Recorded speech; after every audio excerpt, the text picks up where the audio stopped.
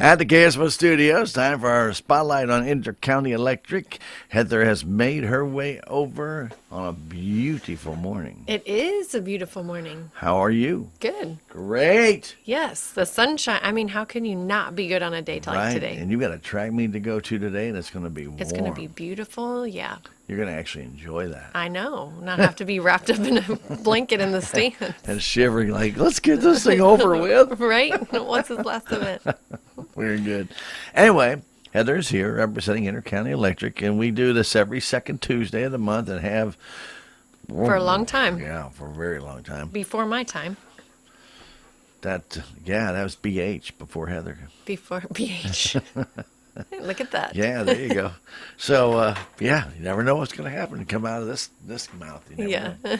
But anyway, nonetheless, we've been doing this a long time, and one of the neat things about what we've been doing for a long time is also a junior essay contest, and I know people are saying, oh, you get off that contest. No, it's a very cool contest. It is. And it allows some youngsters an opportunity to do something that very few people get a chance to do when they're in high school, and that is to win a free trip to Washington, D.C., and a free trip to Jefferson City if you don't win the D.C. trip. Right. For doing 15 minutes of work. Yes. Yep. We've been talking the last several months pretty heavy.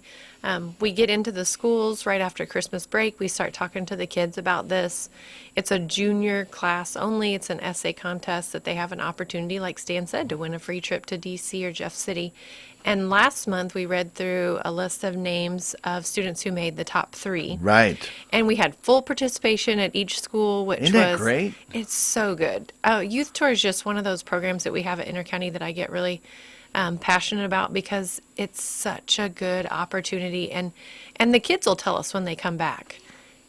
They're very appreciative, but they'll tell us, I had no idea what I won until I got out there and experienced it. And how would you, So the phone does not replace being there in person, feeling it, seeing it, realizing it's a lot more expansive than you think. It is. And just that, even if the kids aren't interested into going into anything to do with government or politics, just that renewed sense of patriotism when they come back, like they realize you walk through Arlington National Cemetery or past the Vietnam Wall Memorial, you realize the magnitude of the sacrifices that were made for the freedoms that we have. And they get that more than if, like you said, when they look at their phone. So we're really glad that the co-op supports this. We have a great board of directors that also very passionate about this program. Intercounty sends the biggest group out to DC. We send one from each high school, which makes our contest very unique. And we try to stress that to the kids because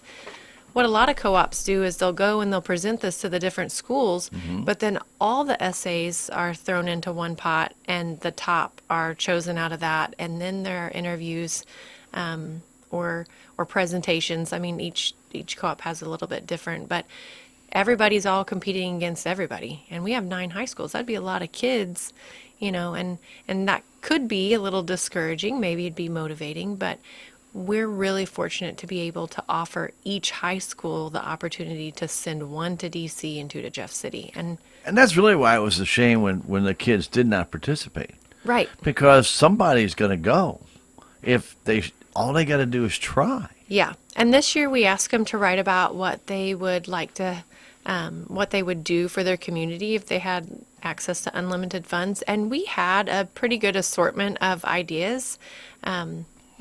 A lot, surprisingly, there, and Salem's probably one of our bigger towns, and I know that Salem's not a big town by any means, but we had a lot of students across our service territory talk about how they would like to have a grocery store, and we do serve a lot of smaller areas and Right.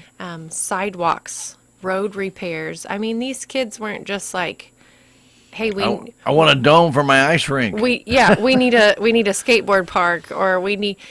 They're talking about. That's still not a bad It's not suggestion. a for bad some thing. small areas that don't have parks or very few parks. Housing. We had a lot of students talk about access to affordable housing, that they would like to see their community, have some nice apartments go up or duplexes, someplace where families could have a nice place to live. Sure. And so it was refreshing to see these kids write about things that weren't just kind of personal. like what would I like, but they looked at it as what does my community need. There you go. And not personal needs.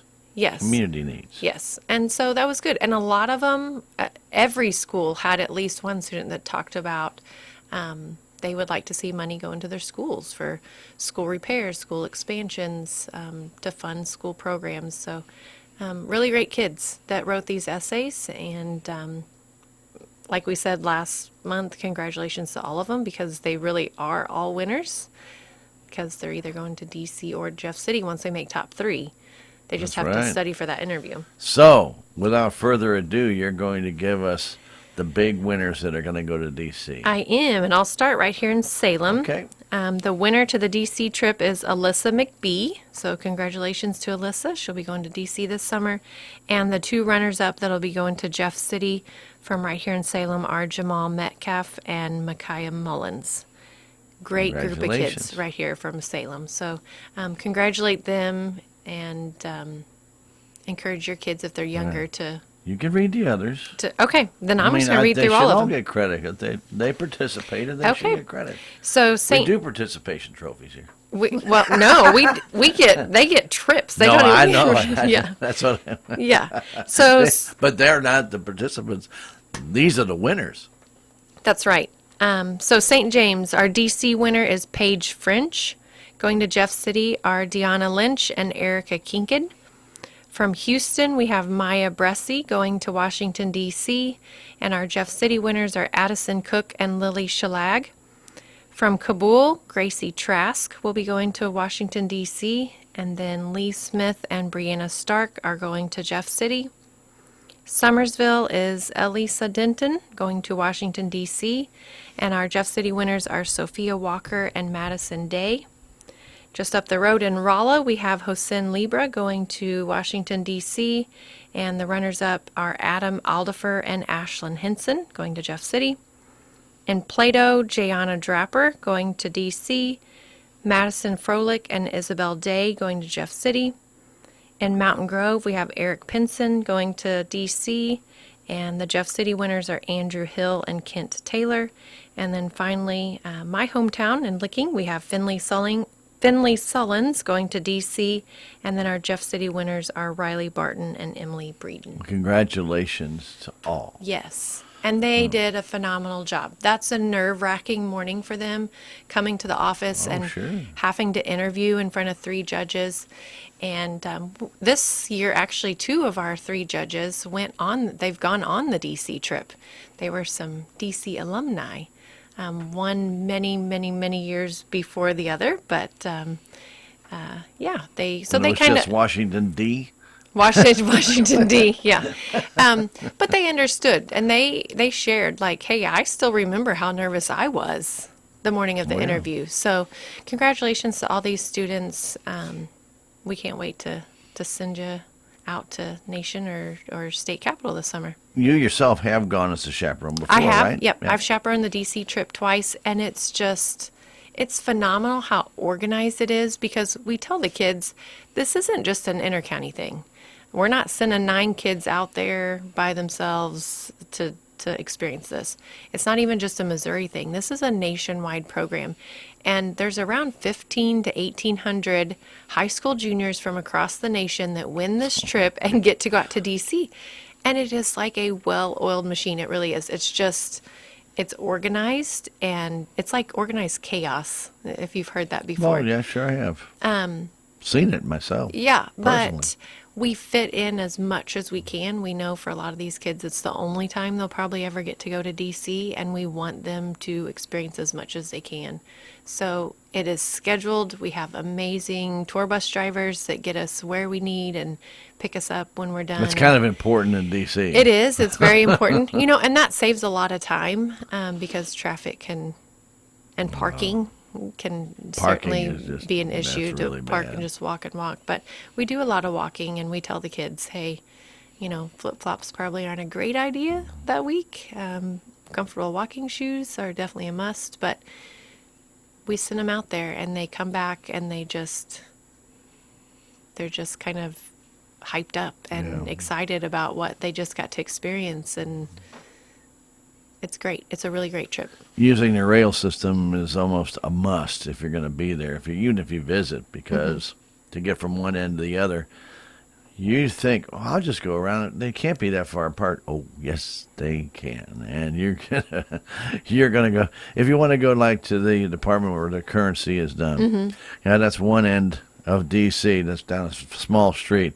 You want to walk to the Capitol from that, it's like 3 miles. Yeah. So it's a long way to go, and you may not want to do that and just jump on the subway. And there's 4 different routes in some of those areas that go deep, deep, deep, and deeper.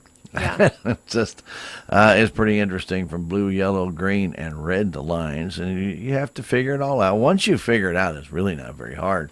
First time you're down there, like, where am I? Because you don't really know these stops at all, and you have to know which way is east and which way is west and north and south. And if you don't, you better figure it out. Yeah. But and it's a great place to go, though. Yeah, we have lunch at Union Station the day that we visit Capitol Hill, but the kids don't actually have to ride in the subway station. We take care of That's all a the cool travel. place. Yeah. That's a really cool place to see. They had a couple burger places in there. They had a steakhouse in there. Real nice. Yeah. It's a I won't say it's a typical train station, but it really is. If you've been down to Union Station in Kansas City, it's similar, not exactly the same, but it's a very busy place because people are using the trains. I mean, you go down to Kansas City, you got one Amtrak line. There's basically 2 Amtrak lines I think you can use. In St. Louis, you got one, and it's not even at Union Station. It's just down the road. Right. Which is crazy. Why you got a Union Station? You got it right here. Why did you not pull a train in here and do it? Would have made more sense to me. But nobody asked Stan, no, did they did not call me. They just made a decision. Actually, when it was heartbreaking when they closed it down. They were going to tear it down. And it's just a beautiful building. Yeah. If you've never been there, I highly recommend you go down there. It's now a Hilton Hotel, and you're free to walk through it and stuff, but you'll be amazed at the gorgeous, gorgeous ceiling in there and the grand hall and stuff. And people don't realize that. Those are all built back in something as early as the 1800s. Right. I mean, late 1880s, 1890s, and they've been around all this time, and people just think, go knock it down because we don't use trains anymore. Yes, we use trains a lot, mostly freight trains. But there's still a lot of train traffic, and a lot more people still ride trains from St. Louis to Kansas City all the time, or even from like Jeff City to Kansas City or St. Louis. There's lines. So you definitely, if you haven't taken a train ride, I highly recommend it. But that's getting way off the situation here. Let's get back to Intercounty. So these kids will be leaving when for Washington, D.C.? The D.C. trip is in June. I don't have the exact dates. They're not taking a train. Middle of... early to mid. No, they're not taking a train. They'll fly out to D.C. and like I said, we fit in as much as we can. We bring them back a week later, and then the Jeff City students, they'll be going to Jeff City in July, middle of July. They'll go. That's a 3-day trip, and we provide transportation to Jeff City. Usually, Limo. No, not a limo. Usually, like what are they called? Transport vans or white transport van. No, not transient. Transit. No, that's the fun No, that's not it. No. Yeah, like a passenger van type thing. Yeah. So. Well, very good. Anyway, we'll get them up there and get them back, and. That'll be a big van, Yeah, well, it's usually a couple of them. Well, you got 18 kids. If they all go. If they all go. Yep, absolutely. And this year, we're offering them cash if they go on the trip, so hopefully. Because the DC winner, I know, right? the DC winners, we give them $200 cash when they show up for the trip, and the Jeff City students $100 cash. The trips are paid for. All of their expenses are taken care of. We just hope this kind of motivates them to go ahead and go. Yeah, souvenirs. But we know that a lot of kids, they work during the summer and they're having to take off, and we don't want somebody to not go on the Jeff City trip. If they're on the fence, should I take off work and go or not? We're just hoping that we can encourage them to go. And if you're an employer of one of these kids, please work with them, because this is a huge, huge honor and huge opportunity. Right. So please work with them to let them be able to take off and go to these trips. Absolutely. It's a great honor to go, number one. Number two, give credit to the kids. If they want to do this and they submit this application and go through the interview process, let them off. Let them go. Yep. It may never happen again. So that's right. You're only young once. You're only a junior once. I was gonna say they don't get another shot at it. This is it. That's it. So anyway, we hope everybody gets a chance to participate because it's well worth it. Jeff City. If you've not been to Jeff City, I highly recommend you go there. Take a weekend or something, and don't just go by once they drive by the Capitol and say, "Well, there's the Capitol," and there's the jail. Hey, take tours of those things. The old penitentiary there. It's kind of interesting. neat. Yeah. Very interesting.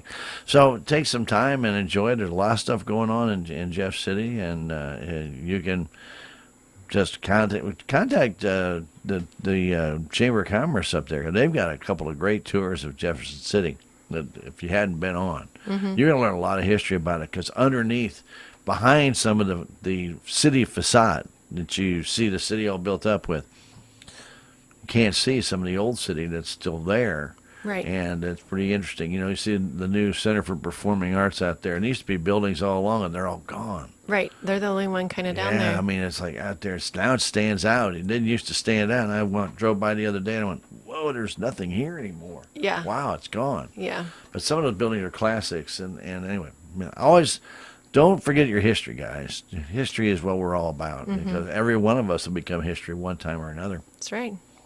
Just the way it works. Yeah. Time keeps ticking on. Yep. Which means, as we get through time keeps ticking on, we also have an increase in intercounty rates. We do. Yep, that went into... They're going to start seeing it, aren't they? You're going to start seeing it. That went into effect April 1st. So if you're on traditional billing, you'll see that reflected on your May 1st bill. If you're on prepay and the pay-as-you-go option, then you've already seen that. But our rates, they did go up. Our service availability went up 10 cents a day, and then our kilowatt hour rate went up to an even 9 cents a kilowatt hour. So that was effective April 1st, and hopefully you've heard that. We've talked about it for several months. We've put that out in the paper several times. So I'll just reiterate what we shared last month, but if you find yourself kind of in a tough spot, please reach out, let us know. We can talk you through some energy efficiency options at your home. We can get you into contact with some assistance organizations. We've got Operation Roundup. It can't help with your electric bills, but if like I said, if you're in a tough spot, then maybe we could help with some other type of payment. But hopefully this time of year, kind of the least impact. When you talk about a rate increase, you don't want to do that in the middle of the heat of the summer or the cold of the winter because that really hits hard really fast. So kind of eases into it and gives you an option to kind of start changing your habits at home if you want to manage your usage and kind of take on the rate increase that way. We've got a lot of members that if they want to keep their bill the same, they've started looking at what are some things I could do at home to be more efficient so that I don't use as much so that I'm not impacted by the rate increase as much. But our average member, even if they don't make any changes, if they continue to use what they use every month, average member's looking at about a $10 increase a month with the new rates. So we always talk a little bit, and which is not terrible, by the way. It's not, but it has to be done. It has to be done, and our board doesn't take that lightly. There's a lot of conversation that goes on before a decision like that's made. There's a lot of research that's done. There's rate studies that's done. Finances are looked at, and just keep in mind we're still a not-for-profit co-op. So if we make more, if we you always were, weren't you? Yes, but I think a lot of times some people, they're like, oh, they're just raising the rates because they need more money.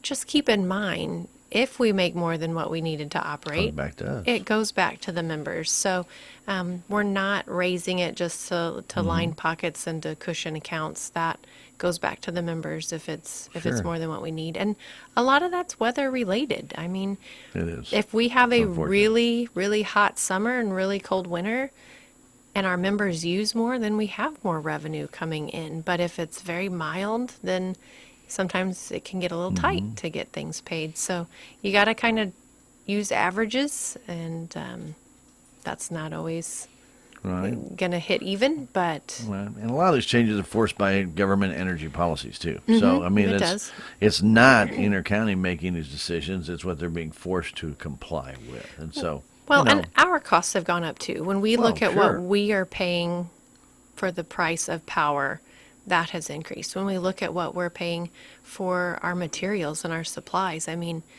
you think about when you make a trip to the grocery store, to the hardware store to get things that you need for your home and how much those things have increased. We see that too. We're affected by that, and member owned. The money for those bills comes from our members. So we got to a point where it's like, okay, we've held it off as long as we can, but we're going to have to pass some of this through, and here we are, and we've passed it through, and hopefully our members, it's not a shock, it's not a surprise. We've talked about it enough, but No. Still, like I said, if you're at a spot where you want some advice on how you can be more efficient in your home, we have an entire department that's dedicated to helping you. You know, there's a lot of different things out there too, Heather, that people don't think about. A lot of times they leave their porch light on, and and there's a lot of now motion detectors and things of that nature where you don't have to stay on 24/7, or even for 10 hours a night or 4 hours a night. If somebody comes near, it'll come on, go Right. off, come on, go off. That'll save a lot of money if you just do it that way. Yeah, you got to buy that device, but actually some of the bulbs now are actually motion detector bulbs. You don't even have to go get a device. Amazing? It'll just work on its own. So, there are a lot of different options out there. So as Heather's mentioning, don't just sit there and, put your hands in your head and say, I don't know what I'm going to do. A lot of us have phantom power. We've talked about this a lot. Now, phantom power is not going to make up $500 a year of your electric bill. No, it won't. But, you don't need to have everything on all the time. Turn your computer off. Turn that monitor off. You don't need to have it on all the time. A lot of the, we all have gaming systems, or we have chargers. You charge your phone. Do you leave the plug in? It's still using electric, Now, is it a lot? No, but any little bit will help. And, the charger may not use a whole lot, but when you're talking about phantom power, there are things that do. You mentioned those gaming consoles, those gaming systems. They are probably the biggest phantom power. But when you talk about how can I save $10 a month, those little things do start to add up. And there are things that we all just have gotten used to doing in our home. It's habit. That we could do better. Like you mentioned, if you're not in the room, turn the lights off. Summertime's coming up. If you're not in the room, turn the fan off. That cools people, not space. So having those fans off, but also making sure the door's shut, making sure if you're coming in and out. Stan's mentioned before, if it's hot and you've got a garage and you can come in there first and then use that door, kind of helps. It's not direct heat. It's not direct heat going in. Where's the sun shining on your house at different times of the day? Use the door that's not facing the sun. Insulated drapes if you have to. Insulated drape. And now they even have some of these shades that are insulated now. Now, they're not cheap, but if you want to save in the long run, and sometimes you have to pay up front to save in the long run. Right. And you can adjust how you dress in your home. In the winter, we talk about you don't have to run around in your house in shorts and a tank top. You can change that thermostat and maybe you can. We're not saying you don't have to, but if you're looking for ways to save, you could maybe turn the heat down and throw on a sweatshirt and some sweatpants. And the opposite in the summer. If you're sitting in the house hot but you've got a hoodie on, you don't have to crank the air down. Maybe just wear the shorts and the tank top. But we're creatures. Wear a hoodie in the summer. No, well, you see these kids; they'll be wearing hoodies in the summer and shorts in the winter. But we're creatures of habit, and if we could just step back and kind of look at, okay, what could I change to save a little bit? There's things we could all do to save a little bit. Just have a plan when you open the refrigerator door of what you want. You'd be surprised how much people let energy out of the refrigerator doors and freezer doors by just standing there. What do I want? Staring. I'm looking up and down, and the next thing you know, you've got that door open for 2 minutes, and a lot of that cold air has left the building, Elvis. Yeah. it's into your home. Now, if it's the winter time, you've just cooled off your heat, and then you got a dual whammy. If it's the summertime, maybe it doesn't feel all that bad. However, you're still wasting a lot of energy, and especially if you're getting in a higher peak time, you're wasting a lot of energy. So always try and think ahead before you go and do different things like that nature, of that sort. If you're having a barbecue, remember, watch out leaving the doors open and things of that nature over a period of time. Right. A lot of people say, well, I got to take out the hamburgers and the hot dogs and my hands are full, so leave the door open. Sounds like a good idea. If you leave it open for about 4 minutes, you just watch all that heat or all that cool air go right out the door. Right. The air conditioner is going to be running. Your furnace or your air conditioner is going to work twice as hard to put it all back. So whatever you can do, change filters also. There's just some good common sense things. Yeah. We've talked about recaulking, checking the thresholds on your door, checking the weather stripping around your doors, your windows, different things of that nature. Yes, all those things do pay off. They do. Right. In the long run. But again, that's it's already in place. It is. Yep. Nothing you can do about it, but if you do need some help, contact Intercounty. They do have arms to reach out and hold you with. We do. That's such a nice way to put it. You guys are nice people. Yeah. You really are. All right, very good. Well, we do have an annual meeting. It's really, as I look at the calendar, not that far away. It's sneaking up. It feels like it's early to talk about it, but it's not. No. Yeah. June 23rd is going to... Not the last Friday. Not the last Friday. I know. I usually say last Friday in June, but it's not. It's June 23rd. That's going to be our annual meeting this year. And it's over at the Old City Park by the rodeo grounds in Licking. And we'll have registration open up, and we'll have entertainment that day, and we'll have lunch, and we'll have crafter vendors and all of the things like pre-COVID. It's an annual picnic. Yes, it is. There's a meeting there, but it's an annual picnic. There's a lot of different things going on. There are, yes. And for adults and children. Yes, and I want to stress, first of all, if you want to be a craft vendor there, those booth spaces are free, but they are limited. We've had that application in the Rural Missouri magazine the last couple of months, but be sure that deadline's coming up May 1st. If you want to have a space there, please let us know. Fill that out. If you don't have your magazine anymore, you can always go to our website and print one out from there, or give us a call and we'll get one to you. But you can't just show up that day. We got to know you're coming. Here I am. We'll have a space marked off for you, and we can fit more people in if we're organized in that way, as opposed to just people showing up and randomly scattered around. It is kind of first come, first serve, though, right? It is, yep. Yep. So I didn't check with Vanessa this morning, but I'm sure we're approaching our capacity. So make sure if you want to be a crafter there, let us know. We'll get you a spot. Very good. Yeah. Very good. And we're going to do like we did last year with the proxies. Well, there's not proxies. Not the proxies that we used to know. So voting, we're going to use the Rural Missouri magazine. That's a very, very affordable way. We have saved. I'm going to look because I should share that number, but it's just I imagine $10,000 plus that we have saved. Of our money. Yes, by using the Rural Missouri magazine. And I know that's been a little different for people to get used to because they're used to getting that extra book in the mail. But it was just a really great way that we could save members money. The magazine's already going out, and we don't have that extra cost of the book and the postage for the book. So it's been a really great way to use what we already have. But the June Rural Missouri will be the official notice again. We'll have everything annual meeting related in there. Right. We'll have last year's minutes. We'll have the financial report, your report from your board president or CEO. But most importantly, we will have information about the proposed bylaw changes, and the director election will be in there.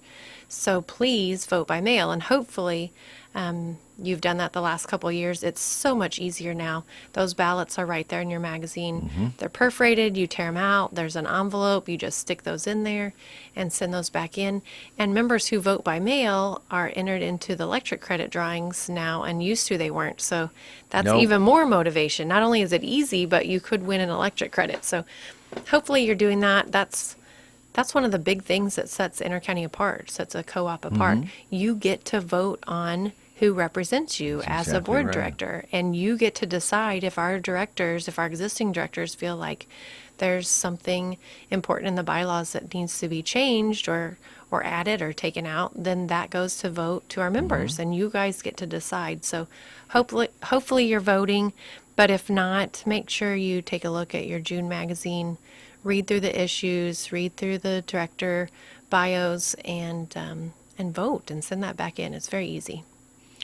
Very easy. It is very easy. So, we all remember the old days. You had a proxy. You had to, if you wanted to mail it, you had to mail it ahead of time. Or you could give it to a friend. They could take it with them. Now it's just easier to do it this way. You get the rural Missouri. You got time. You get it, mail it back, and then you're good to go. Yeah. And, of course, as Heather mentioned, qualifying for the electric credit is a good thing. Always it's a good great thing. Yeah. I haven't won it yet. Yeah, me either. It's a shame. No. Oh, well. That's okay. Maybe. That means that other members are winning, so that's good. But maybe, just maybe, this year might be my lucky year. It might be. But the big part is vote. Yes. Vote on these bylaw changes. I know the electric credit is a good incentive to send it in, but you're voting on the bylaw changes and your director, so please do that. You vote on all directors, not just the one in your area, right? Yes, that's correct. So we have 3 different districts that are represented at the co-op. We have a north, a central, and a south district. And we have 3 directors in each district. So a total of 9 serve on our board. And each year we have 1 from each district that's up for re-election. So there'll be 3 directors every year. And that is a question we get sometimes, because we might have a member that says, oh, I live in Rolla. I just vote on the north district, right? No, they get to also vote on central and south district board directors. So we do spell that out there, but we get that question every year, and we have ballots that come in that members just vote for. Maybe just vote. If they don't in know the one other district. people, they think they shouldn't possibly vote for them. But Yeah, and that's possible, but just know that you can. You can vote for a director in each district. And we've got all 3 directors are seeking re-election, but we have a second nominee for our South District that was nominated by our nominating committee. So we do have a challenger in the South District, and it's still open for petition. So we might have more that petition to run for the board. So it's only April. It's only April. Yep, that's absolutely right. So I think it's like May. I'm going to speak out of turn. Early May is the deadline to get your petition in. But if that's something you're interested in, you'll have to contact the board or contact the office, and we'll get you in contact with. So how many bylaw we have 3 amendments are being proposed? We have 3 Yeah, proposed. Okay. Yep, and I'll bring all that information next month. meeting. But we have one that addresses indemnification. We do not currently have an indemnification clause, and so this will add one of those. And then the other 2 bylaws are to do with directors. One of them adds some director qualifications.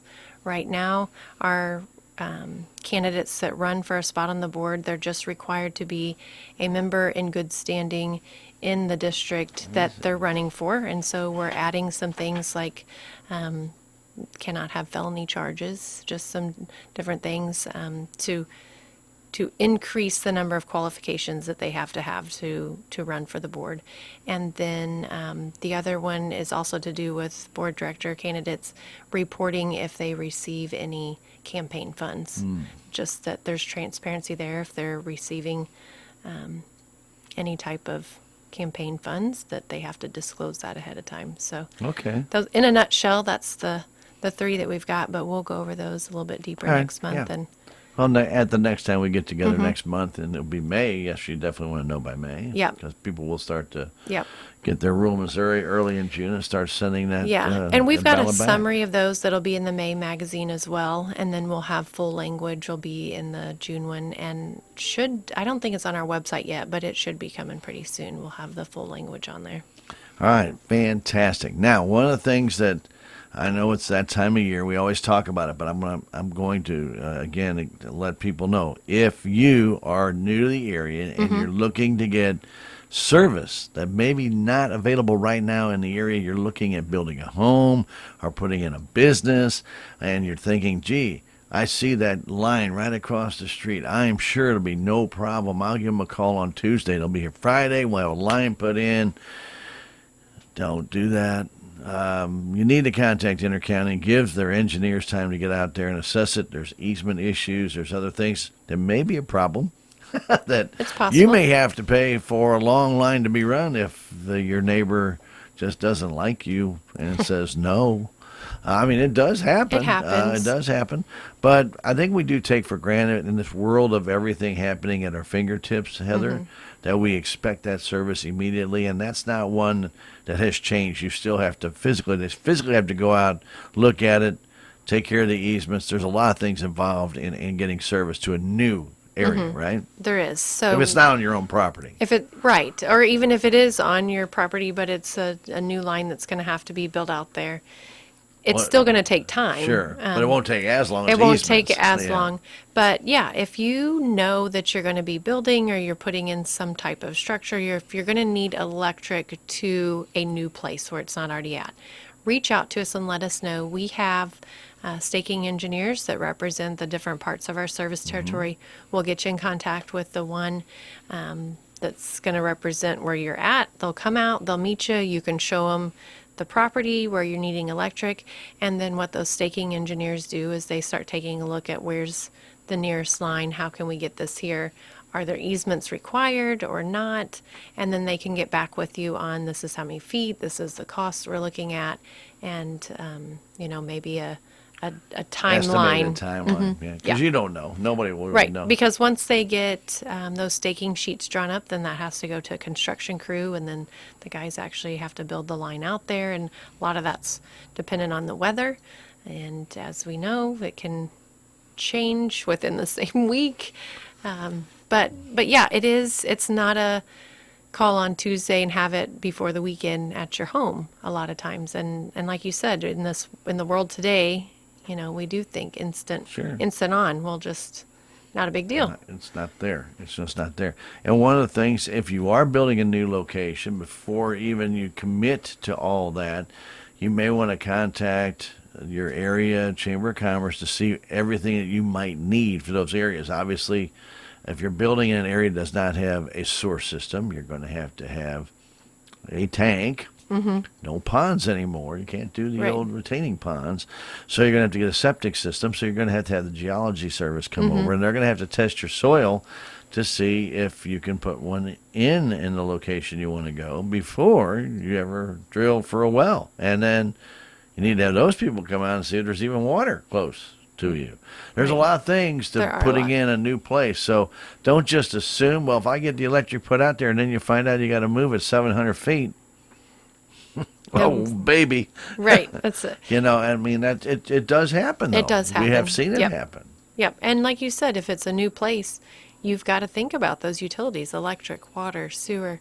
And there's a cost associated with those, and there's time. It's just going to take time. Yeah. So please, if you're planning, let us be a part of that planning process. Give us a call. Even if you're way out and you think, oh, I don't need to contact them for several months, go ahead and give us a call.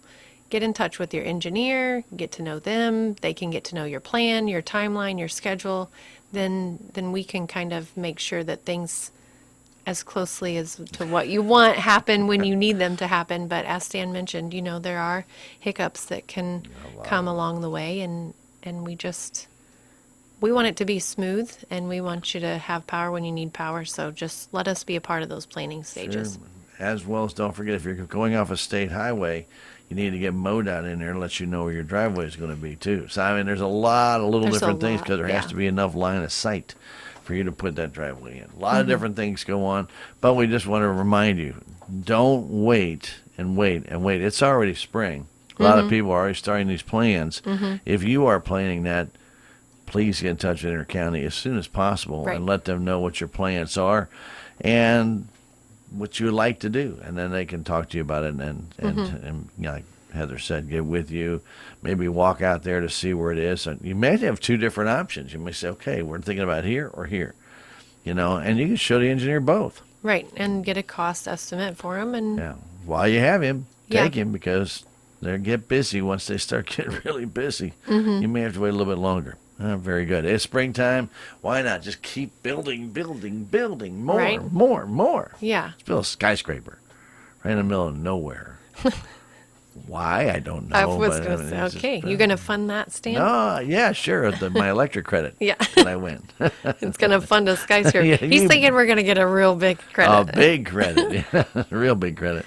All right, the other thing that I wanted to make sure that we touched on, we're not there yet, but we're getting real close to the water season. I mean, you Boat already see docks. people getting their boats out.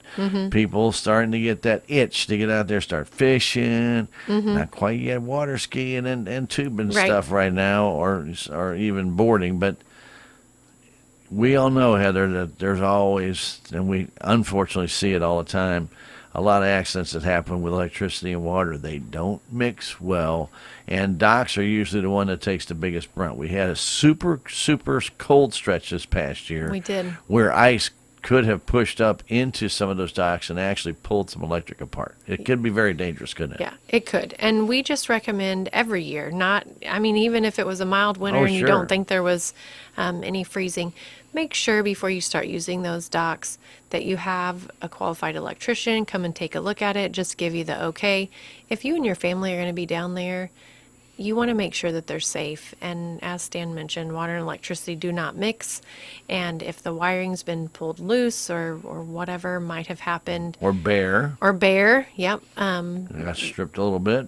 Yeah, we just, that water can be electrified, and Not it good. can be very tragic. And there's lots of little catchy little turn around, don't drown for if you get your car Oh, close you're to right, water. sure. But that stands true even for the electricity. If you're out in the water and you start to swim towards a dock and you start to feel a charge, turn around. I mean, you don't keep swimming towards the dock, because that's only going to get stronger as you get closer. So please just have those inspected. That's kind of, I want to say it's part of your responsibility of using the dock, having the dock. If you have a dock, yeah, it is your responsibility. You want to make sure your electricity at home is safe for your family. This is no different. Just have somebody come out, take a look at it, give you the clear, and that way when your family starts going down there and enjoying the summer months, that they're safe the first time they hop in the water. And that's also good advice around your own pool if you have one. A lot of people have the pumps around the pool, and a lot of them have an extra, because the pump is usually on the back side of the pool, not near the house. They have extra electric that was put in to control that pump, and there's usually a nice plug right there. It's nice outdoor, well I was going to say, make sure done. it's an outdoor And right, GFCI and it's all outlet. done the right way. However, that doesn't mean that over the time of the winter, got some snow in there, got some ice, and maybe it damaged the plug. And the plug right now is fine, but you go to plug into it, it might have gotten damaged. It does weather out there, and sometimes they do need to be replaced. If that plastic is getting very brittle outside because hot, cold, plastic doesn't like that. Right. And sooner or later, it can take a toll on it. So be extraordinarily careful. One thing that we don't normally talk about, but I'm going to bring it out because I read about this happen in Indiana, where people who went on vacation rented a boat, got on a dock. Of course, they're not used to being on a boat. And even though the dock was properly done, they decided that they were going to jump right off the dock. Well, it just so happened that somebody's electric line got put in there, and they weren't looking. It was not that dock, but it was very close, like you were mentioning. Sent out a little quiver. Well, a person didn't understand that that's actually electric they're feeling, and they kept going closer and closer and ended up dying.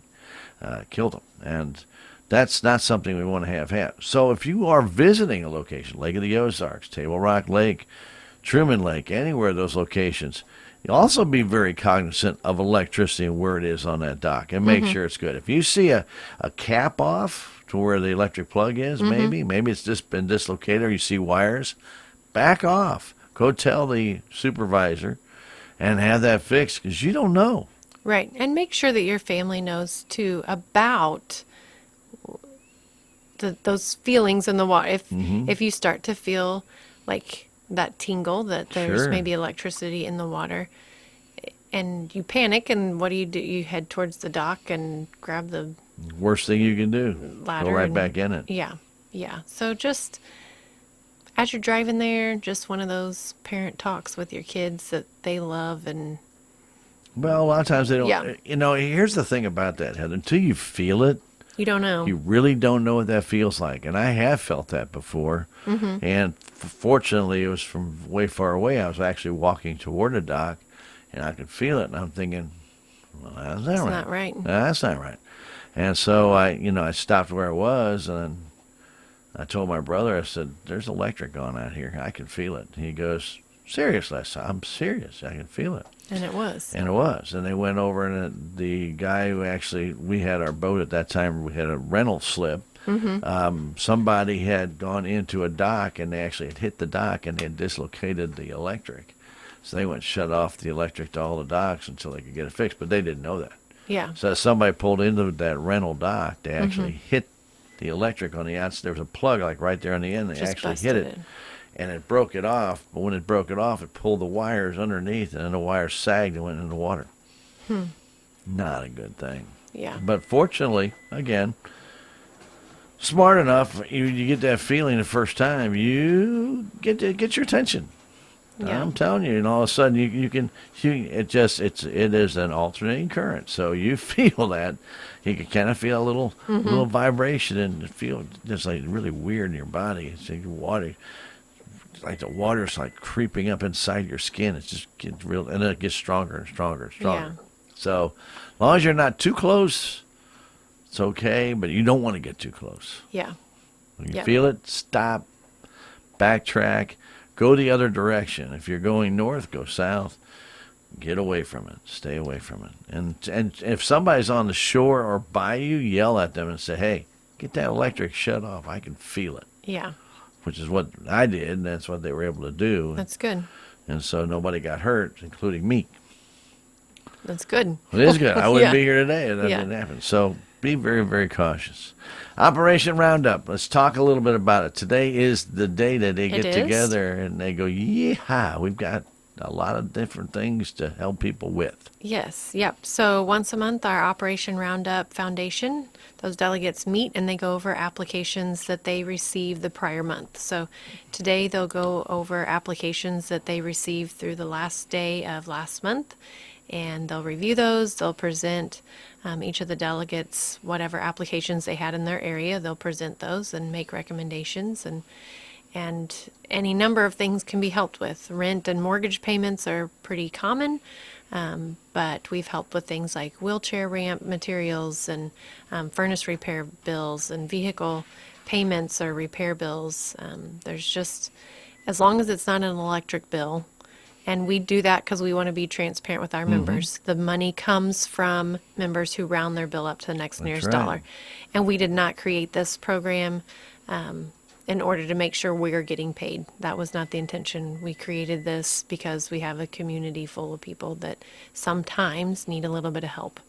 And You never know when that's going to be you. it could be any of us at any time. right. So Roundup's a really great program. It is fully funded by members, as I mentioned, those that round their bill up to that next nearest dollar. That's where the money comes from. It is literally spare change that adds up into this pool of money that these delegates are able to work with every month. And as applications come in, they research those, they reach out to references, they reach out to employers or whomever it might be on the application that they need to verify. This isn't a turn in a request and they're all approved. They do their due diligence They do. and check it out very thoroughly. And these delegates, they participate in the program too. They want to make sure that the money's being spent wisely, and they are fantastic stewards of that money. And when someone is approved for assistance, that money goes directly to the landlord or the bank or the lumber yard where the material is going to be purchased. It's not given to the individual then to trust that they'll use it for the intended purposes. We make sure if there's a need, that's what it's going to. So great program. And 100% of the money that members round up their bill goes directly back into the community. Intercounty doesn't take any of that for administrative. That's sort of Intercounty's contribution to the program. We take care of all the administrative parts of that and make sure that it's running well and that the delegates have a place to meet and research and second Tuesday, same day as radio. We meet and go through those. We made them do it the same day. We did, yeah. I'm not sure that really is true. No, it's not. But it sounded good. Yeah. So basically what it is, it's the proverbial pot of gold at the end of the roundup rainbow from spare change. Oh, yeah. So You're on a roll you today. need to use that one. That's a good proverbial stuff. pot of gold at the end of the roundup Proverbial. radio. Yeah. But it is. It really is. Yep. It's a pot of gold for somebody who needs it. And for those people, it's all spare change. It's just from penny to $1. Mm-hmm. Yeah. Whatever it takes. Yeah. And you put all that together from a number of different members, and it all comes together to make a nice pot of gold for the members to benefit from when they need it. Yes. And I should mention, too, it's not just our members. So if you were to look at a map of Intercounty's outermost boundaries, in that area there are some locations that are served by city utilities. Salem is one of those examples. Sure. The city of Salem is within our outermost boundaries, but we do not provide electric to the city. Salem residents are able to apply for assistance. The program is open to anyone that's within those outermost boundaries. You guys are our neighbors. You guys live and work in our local communities. Your kids go to school in these local communities. If there's a need, Roundup is still there available for those individuals. So kind of just think about those outermost boundaries, and as long as you're within that, that's where the money stays. It's not going to Kansas City or St. Louis or Springfield. This is local. It always stays local. It's great. It's a great program. It is. And if you have not signed up for it, well, shame on you. You should. It's easy to do. Yeah, very, very easy to do. But it's a very, very fulfilling program. So definitely want to make sure you take advantage of that. I don't have anything else. I've got two things. Well, fine then.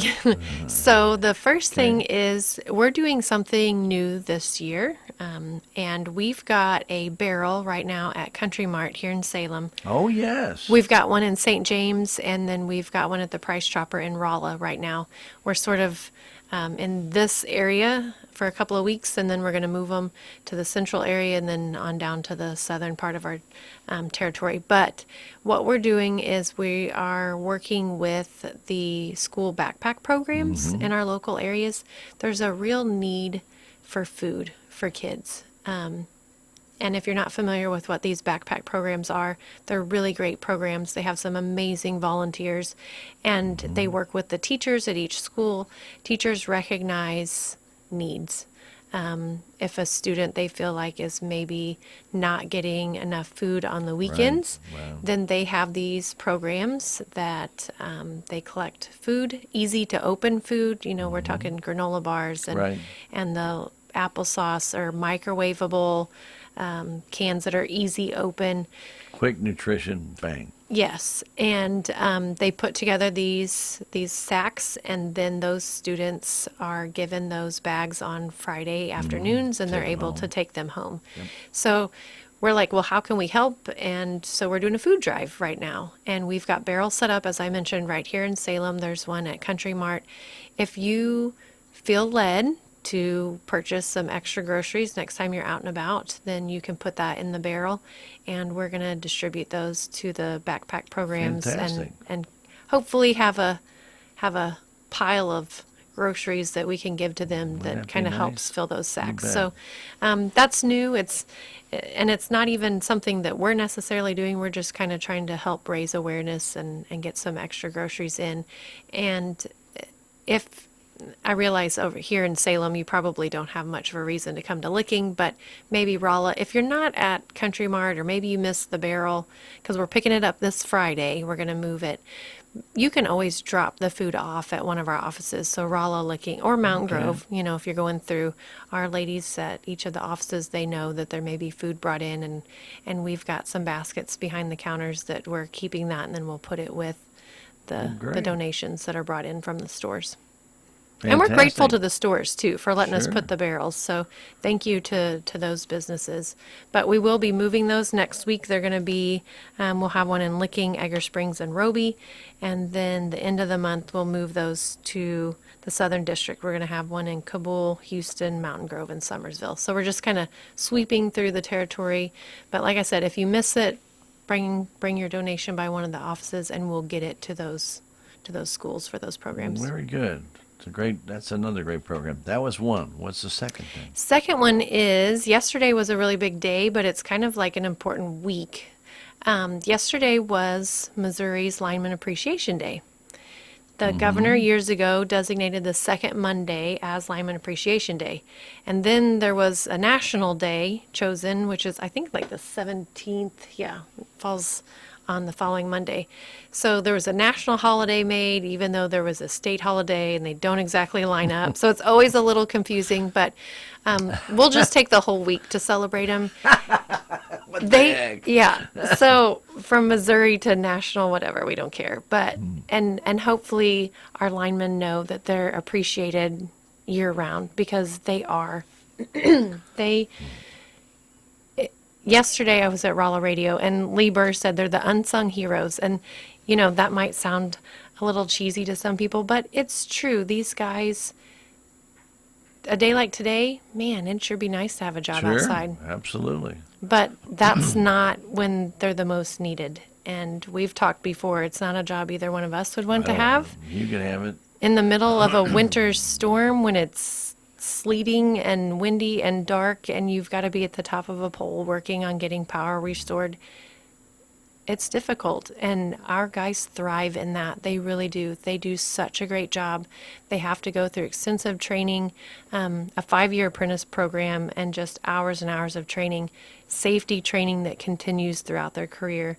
In fact, they've got safety meetings today, and part of how we're going to show our appreciation to them, we're going to serve them lunch today after their safety meetings. So, macaroni and cheese. Hey, I mean, I don't know what it's going to be, but no, they do a real phenomenal job. And when you think about electric co-ops, that's what people associate, the linemen, the guys out there in the lines, the red trucks, the guys in the red trucks. Yeah. And we're grateful to them, and we do appreciate them. And this is just kind of a week that we get to say we really, really appreciate you. Yeah, and like you're saying, weather like today, it's nice, but when it's 100 degrees outside and they've got to wear all that protective gear and carry everything up there, I mean, that's like putting a backpack of about 25 pounds on you and then trying to climb that pole. Right. And then up there, and then you're perspiring, which is not a good thing for an electrician, because you got water on your hands and you're dealing with electricity, and if you got a cut in your glove. Right, and that's part of the safety training they go through. That PPE these are things has that to be, people don't think about very often. Yeah, and we've had the opportunity for years. We've been welcome. We've been asked to come to the schools a lot of times for career days, and it's a good opportunity to talk to those kids. And we always have a pretty good group. And the guys that go and put on these career day presentations are good to bring some gear, and they're like, put these rubber gloves on. Put these sleeves on, they have them wear some of the gear, and then they're like, now take this bolt off. Take this nut off this bolt.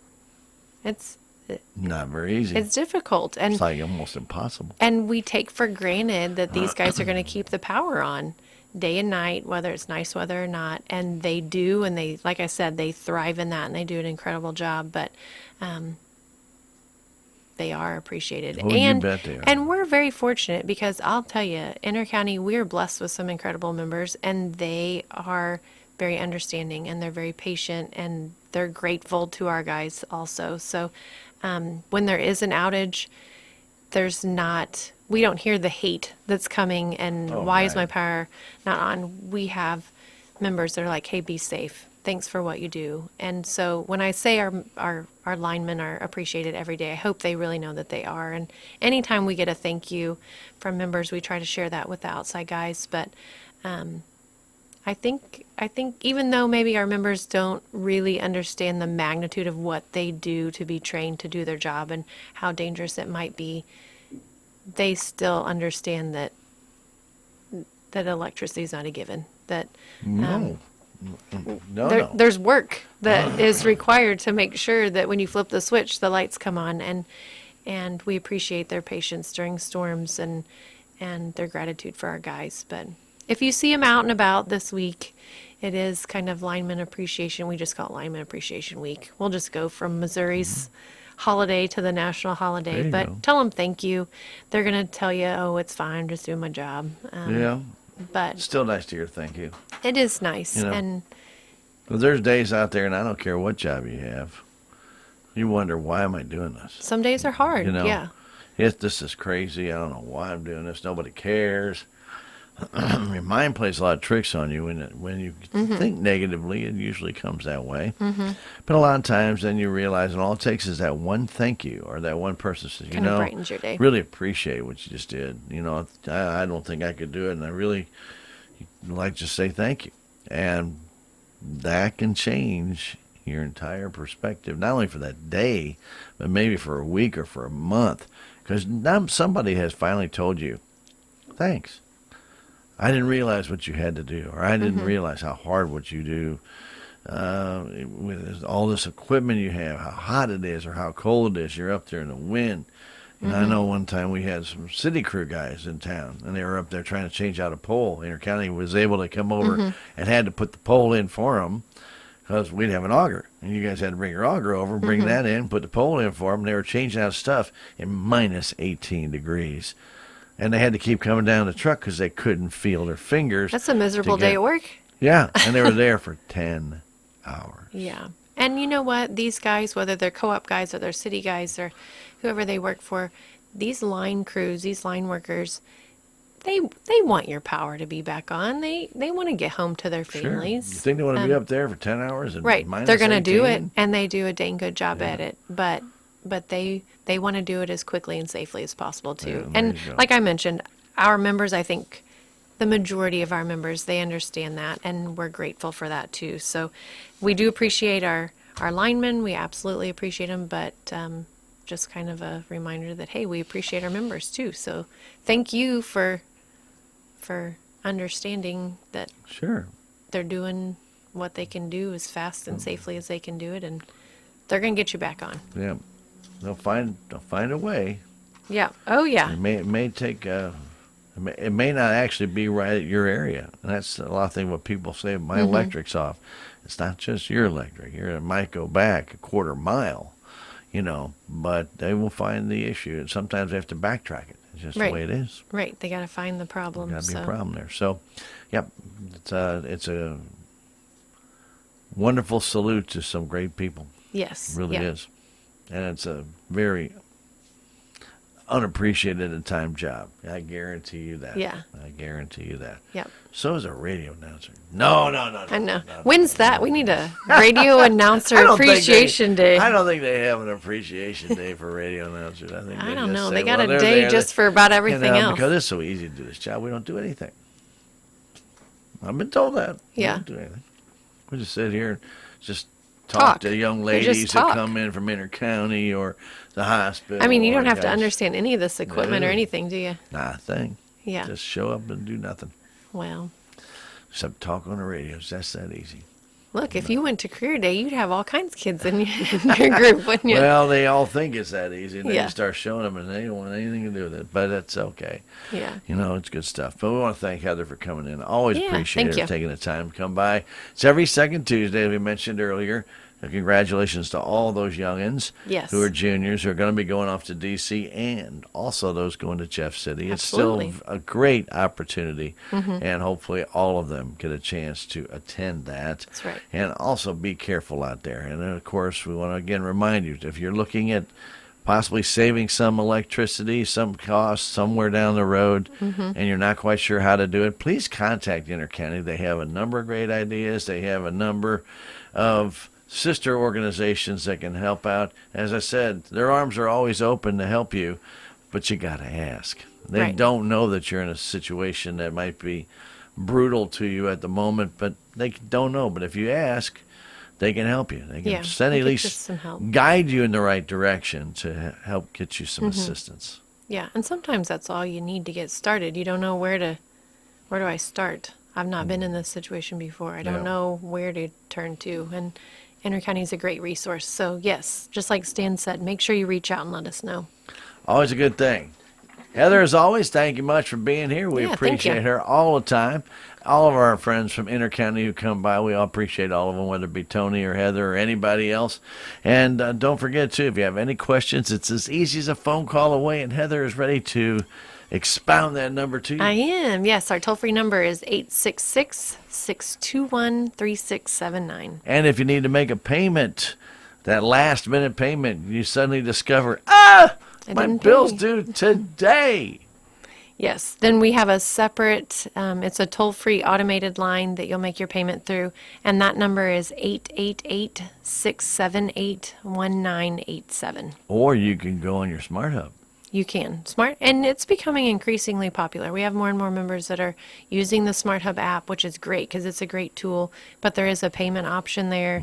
You can pay through the app, very easy. And even if you don't pay through the app, you can still have it and view just all kinds of information about your account. Right. And if you want to pay through your Smart Hub, by the way, and if you do it on a consistent basis, they'll actually send, you can sign up for an email and have it sent to you, and they'll tell you your bill is ready.